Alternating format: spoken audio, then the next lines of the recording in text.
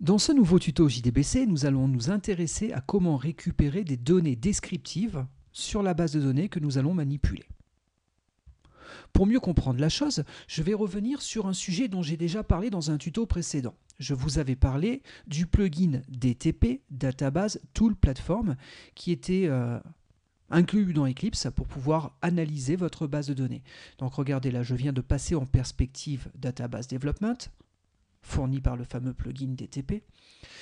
Ici, j'avais donc établi une connexion à ma base de données WebStore.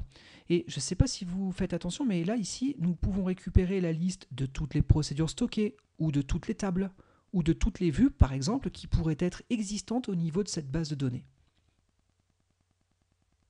Comment le programme a-t-il récupéré ces informations-là? Autre exemple, si jamais je clique sur cette table, donc T-Users, et que je demande à manipuler les données de la table, automatiquement, il a détecté qu'il y avait 4 colonnes dans cette table-là et un certain nombre d'enregistrements. Mais ici, il a bien récupéré nos colonnes et il a même récupéré le type de données de chacune des colonnes. Ça peut notamment être utile si vous voulez faire des tris par colonne. Et encore une fois, comment récupérer ces informations? C'est ce point-là que je veux vous montrer au travers de ce nouveau tuto. Donc pour ce faire, ce que j'ai fait, c'est que j'ai commencé à préparer un petit exemple qui vous montre donc ces possibilités. Je suis reparti encore une fois des exemples précédents.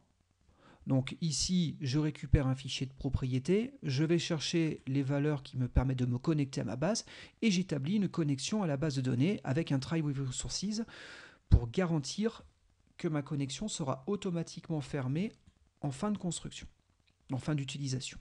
Très bien. À partir de là, une fois que j'ai ma connexion, grâce à cette connexion, je vais pouvoir récupérer des métadonnées, des données descriptives. Ça me renvoie quelque chose qui est typé database metadata.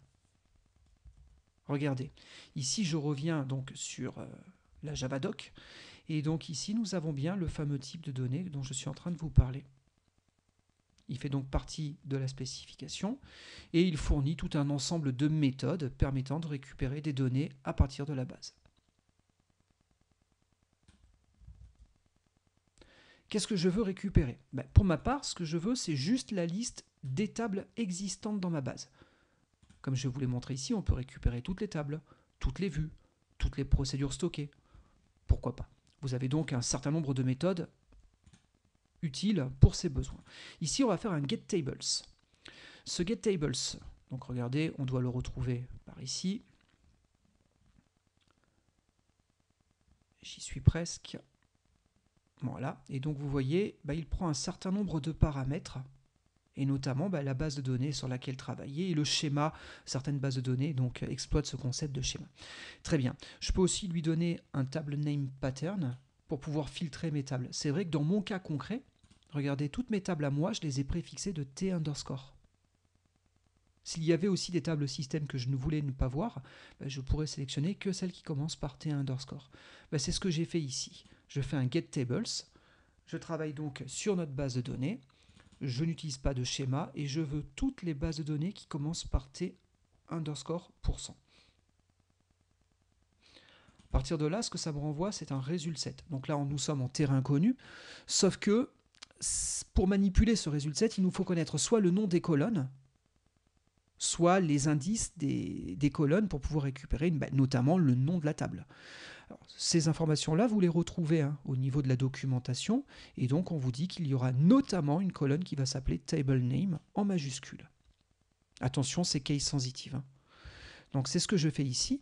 Sur mon résultat set, je vais récupérer en faisant un getString le nom de la table. Notez que je fais ça pour toutes les lignes du résultat set, et donc il y aura bien une ligne par table. Bon, ce nom de table, je le print sur ma console. À partir de là, je vais demander à saisir le nom de la table sur laquelle vous voulez travailler. Regardez, je m'arrête là, je relance, alors je passe en vue, voilà Java, et je relance ce code. Et bien effectivement, j'ai bien la liste des tables qui sont définies dans ma base de données. Donc c'est exactement de la même manière que DTP a récupéré la liste des tables à ce niveau-là. Ils ont fait exactement le même type de code que celui que je viens de vous montrer.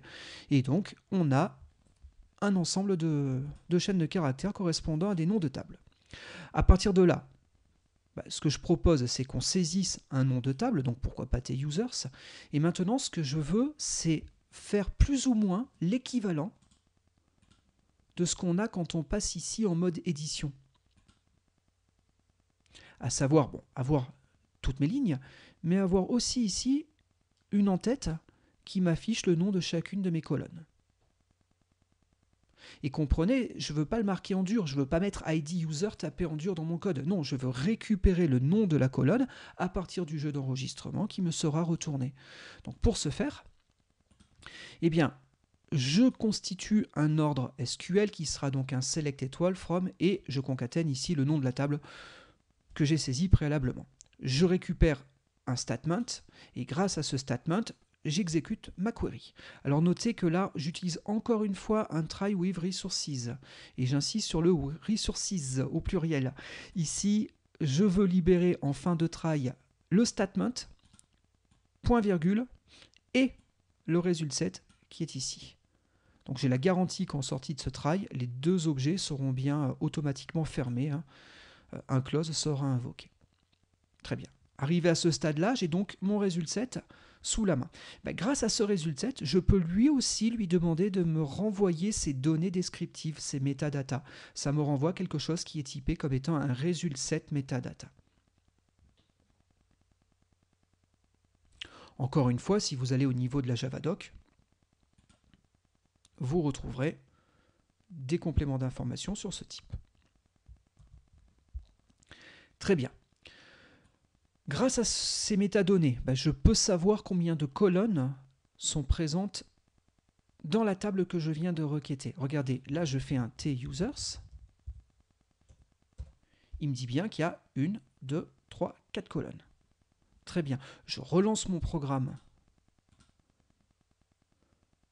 Je vais taper sur tcommands. Et bien il n'y a plus que 3 colonnes. Mon programme s'est adapté en fonction du jeu d'enregistrement qui a été retourné et j'ai récupéré les données descriptives de ce jeu d'enregistrement. Donc ici, j'ai mon nombre de colonnes. Ce que je vais faire, pour chacune de ces colonnes, je vais afficher son nom. Et donc, sur le result set metadata, j'ai un get column name qui prend la position de la colonne. Alors encore une fois, c'est JDBC, donc toutes les méthodes de la librairie JDBC qui manipulent des index, des positions, ces positions sont considérées à partir de 0. À partir de 1, excusez-moi, et non pas de 0. Donc du coup, je commence bien ma boucle ici à 1, et je vais tant que je suis inférieur ou égal à mon column count. Très bien. Donc j'affiche toutes mes colonnes. Ici, vous avez vu, j'ai fait un printf pour formater. Je suis aligné par la gauche et je veux 17 caractères. C'est pour que ça rentre bien avec la table TUsers, parce que connection number, c'est un mot qui est un petit peu conséquent, donc d'où la taille que j'ai mis ici. Parfait. À partir de là, un trait de séparation. Ça c'est le trait qui apparaît ici, pas de souci. Et puis, je repars à ce niveau-là, à refaire tant que dans mon jeu de résultats, j'ai une ligne, je vais récupérer les éléments. Et cette fois-ci, vous voyez, j'ai directement utilisé getString. Je n'ai pas cherché à savoir si c'était des entiers, des doubles, des dates ou des chaînes de caractères. Je récupère tout sous format chaîne de caractères. Notez bien que ça marche dans tous les cas. Et je formate ça. Et donc du coup, ça me permet de travailler juste par indice, et l'indice étant encore une fois calculé par cette boucle for. À chaque fin de ligne, bien entendu, je passe à la ligne suivante. Encore une fois, je relance le code. Et donc, regardez, je tape un TUsers. Eh bien, j'ai bien mes 4 colonnes dans TUsers.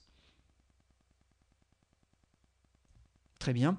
Et notez aussi, si j'avais voulu, ici, j'aurais pu récupérer le type de chacune de mes colonnes. Là, je ne l'ai pas forcément fait, mais j'aurais pu aussi l'obtenir. Si je fais un get column, je peux aussi avoir un type name et quelques autres possibilités. Donc, j'aurais pu récupérer le nom du type utilisé par la colonne considérée. Ça m'aurait permis d'avoir le même type d'affichage que ce qui était fait ici. Là, on a bien le nom de la colonne et le nom de son type. Si j'avais voulu, j'aurais pu récupérer cette information-là. Voilà comment on manipule les données descriptives de la base de données et des résultats que vous allez pouvoir manipuler. J'espère que ces quelques explications ont été claires et puis je vous dis à très vite pour un prochain tuto. Merci de votre attention.